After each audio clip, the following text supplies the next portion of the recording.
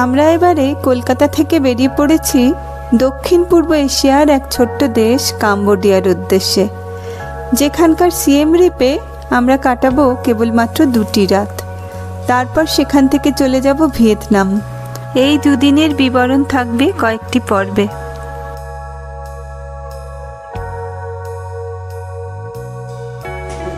কাম্বোডিয়ায় visa on arrival, কিন্তু arrival card fill up করতে হয়েছিল যাবার আগে অফিসিয়াল ওয়েবসাইটে গিয়ে ইমিগ্রেশনের জন্য।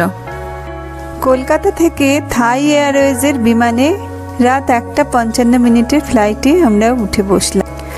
আমরা কিন্তু সরাসরি কলকাতা থেকে পৌঁছচ্ছি না কাম্বোডিয়ায়। ব্যাংককে স্থানীয় সময় ভোর 5:05 নেমে বিমান বদল করে 7:45 বিমান ধরতে হলো কাম্বোডিয়ার সিএম রিপের উদ্দেশ্যে। একই এয়ারলাইন্স হওয়ায় লাগেজ কালেক্ট আর ফের ডিপোজিটের ঝামেলা পোহাতে হয়নি। সিএম রিপের আঙ্কার ইন্টারন্যাশনাল এয়ারপোর্টে স্থানীয় সময় সকাল 8:45 নেমে $30 করে ভিসা ফি দিয়ে এবং হোটেল বুকিং, রিটার্ন টিকিট আর ডলার কেনার ডকুমেন্ট দেখিয়ে চটপট ইমিগ্রেশন হয়ে গেল।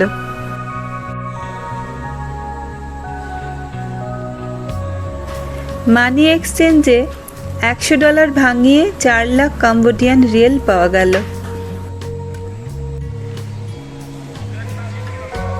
এরপর মেডফোনের সিম কার্ড নেওয়া হলো $5।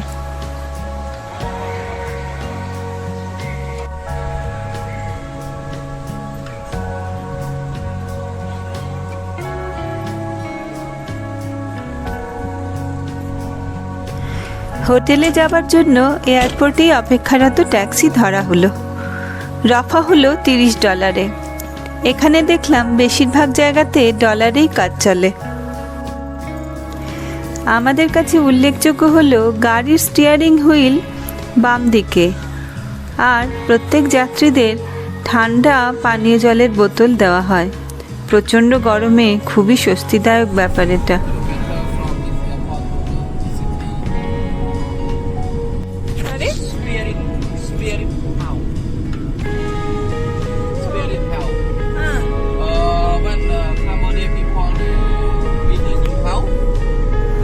যদিও জানতাম এখানে এখন হিন্দু জনসংখ্যা 0, তবুও ড্রাইভার সাহেব জানালেন রাস্তার ধারের এই তুলসী মঞ্চের মতো জিনিসগুলি স্পিরিট হাউস, যা হিন্দুদের প্রেয়ারের জন্য বাড়ির সামনে রাখা হয়।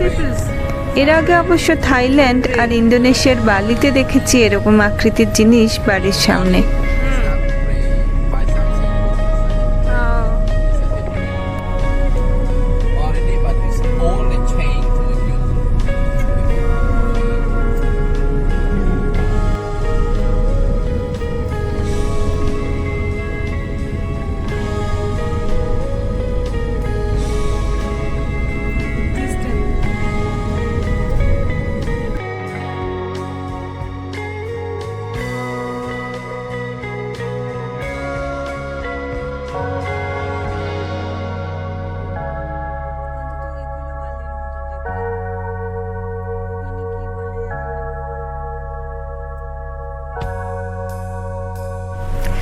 রাস্তার পাশে কম্বোডিয়ার রাজা নরোদম সিহামনির প্রাসাদ। রাজা যখন সিএম রিপে আসেন তখন এই প্রাসাদে ওঠেন।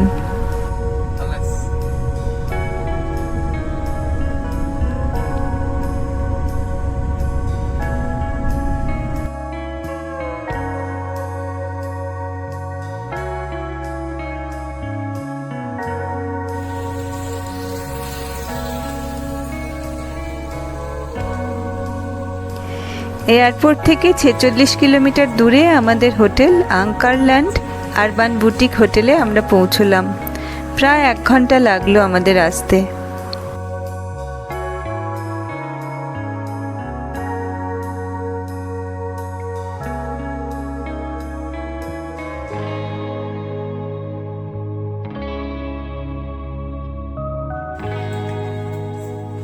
Booking.com থেকে বুক করা এই হোটেলে 2 রাতের ভাড়া পড়েছিল $82.6।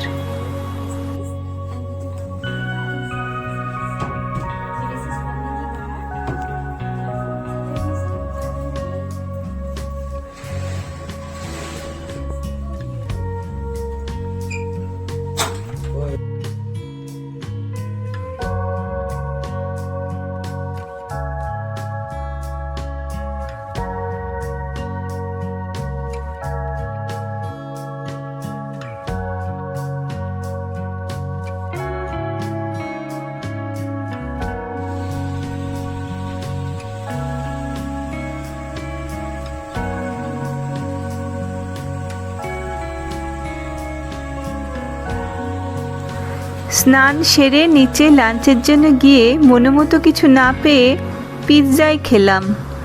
দাম পড়ল 55,000 কাম্বোডিয়ান রিয়েল।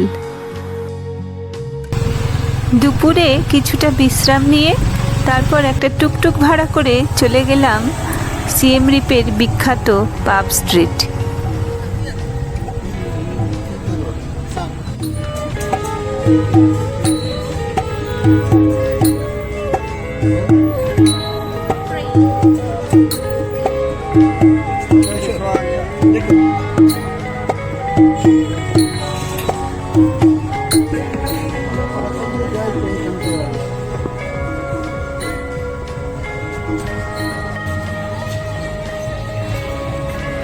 আগেই আমরা জেনেছিলাম এখানে পাব স্ট্রিটে কোনো কোনো রেস্তোরাঁতে কাম্বোডিয়ান ট্র্যাডিশনাল নাচ অপ্সরা ডান্সের আয়োজন করা হয়।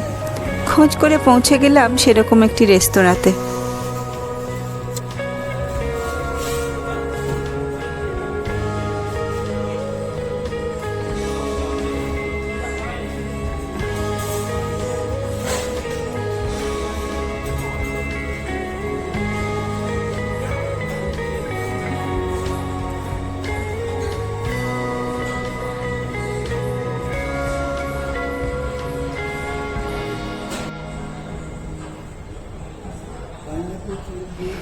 রোবাম রেস্তোরাঁ।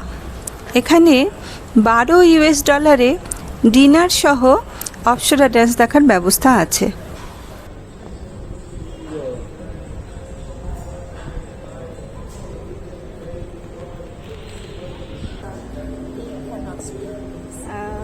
Name of this instrument? Yes. What is the name? Ronin. Ro? Ronin. Ronin. Yes. আচ্ছা। Thai they call Ronin.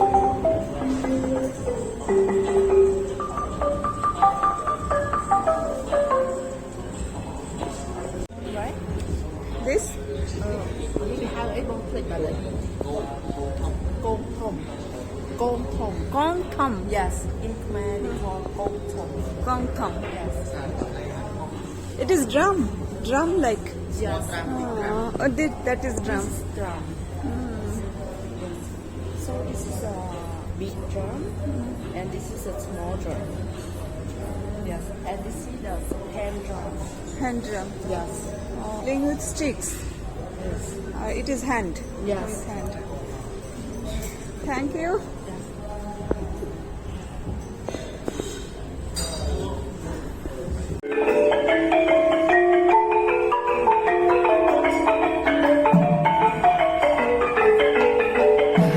শুরু হয়ে গেল আজকের অনুষ্ঠান।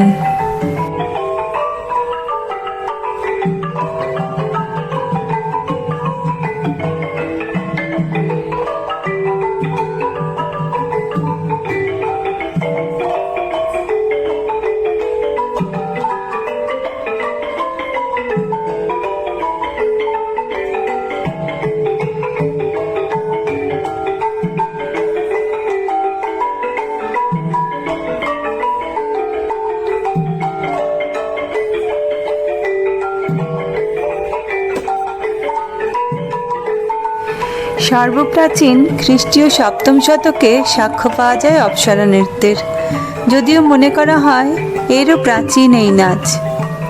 প্রধানত রাজাদের বিভিন্ন রাজকীয় অনুষ্ঠানে এই নাচ হতো ভগবানের আশীর্বাদ পেতে। আঙ্কার পিরিয়ডে মন্দিরেও এই নাচ হতো ভগবানকে তুষ্ট করতে। পঞ্চদশ শতকে এই নাচ বিলুপ্তির পথে যায়। 1950-এর দশকে রানী সিসুয়াত কোসামাক এই ডান্স ফর্মকে আবার পুনরুজ্জীবিত করেন।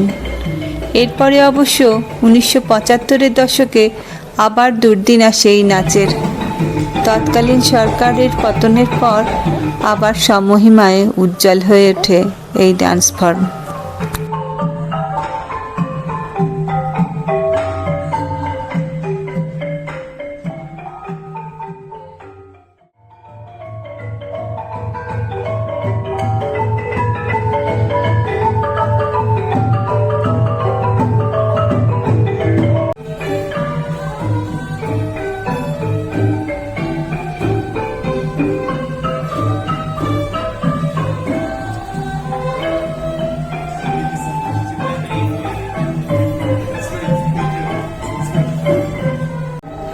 এসে গেল রাতের ডিনার একটি অভিনব উপায়ে। স্টিকি রাইস সঙ্গে আরও দুটি পদ।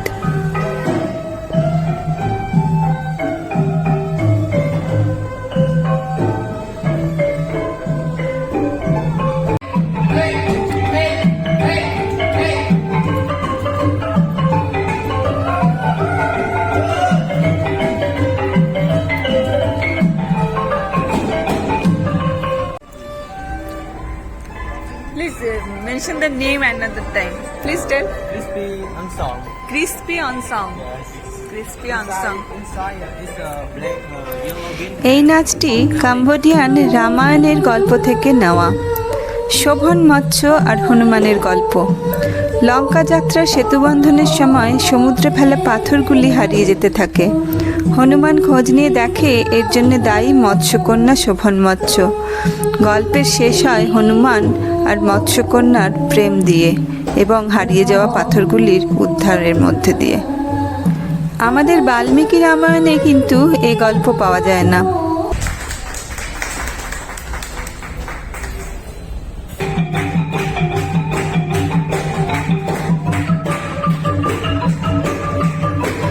পৈলিন পিকক ডান্স কাম্বোডিয়ান কোলা উপজাতির নাচ, যারা পৈলিন অঞ্চলে বাস করে।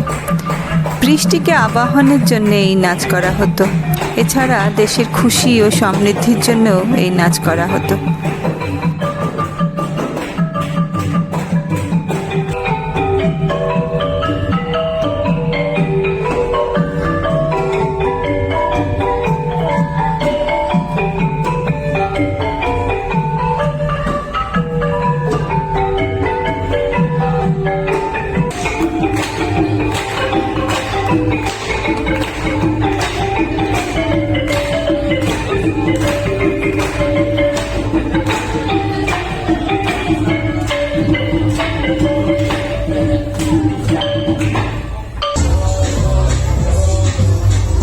বেশ সুন্দর লাগলো আমাদের এই নাচের অনুষ্ঠান। এবার হোটেলের অভিমুখে আমরা। আমাদের টোটোর থেকে খানিকটা বড় না, আমাদের টোটোর থেকে একটু বড়।